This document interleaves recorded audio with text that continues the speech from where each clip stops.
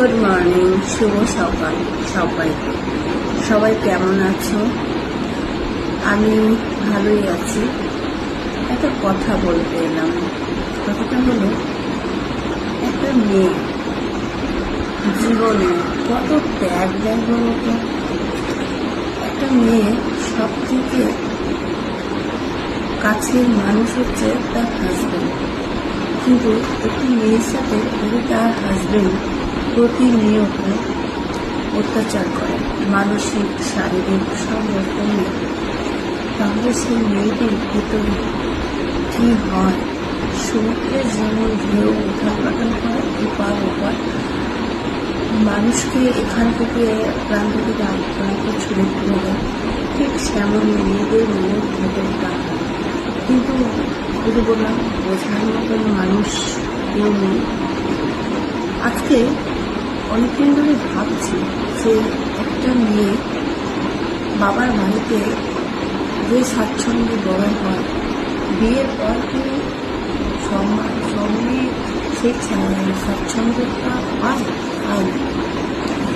বিয়ের পর নতুন পরিবেশ, নতুন মানুষ, নতুন মুখ, সব কিছু নতুন। মেয়েটা কিন্তু প্রতিনিয়ত চুপচাপ থেকে নিজের কর্তব্য, নিজের দায়িত্ব পালন করে। তাহলে মনে হয় না যে মেয়েটিকে কোনোদিন মাথা তুলে দাঁড়াবে না, মেয়েটিকে কোনোদিন প্রতিবাদ করবে না? অবশ্যই। কিন্তু মেয়েটি জীবন বিয়ের পর থেকে ভাবে আজকাল ঠিক হয়ে যাবে, কিন্তু কোনোদিন ঠিক আর হয় না। তারপরে মেয়েটি মা হয়, আর মা হয়ে যাওয়ার পর একটা অদ্ভুত দায়িত্বের মধ্যে আসে।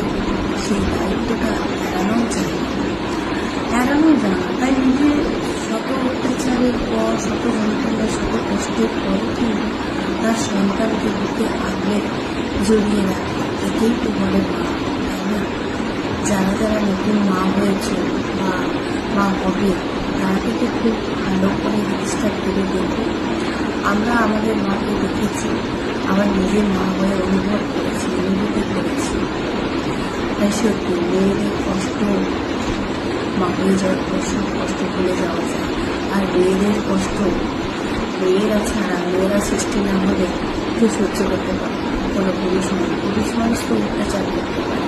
বলে পুরুষ শাসিত সমাজ নয়, নারী আজকে নিজের মতো করে বাঁচতে পারে, কিন্তু না, আরও যেন একটা ভুল আছে।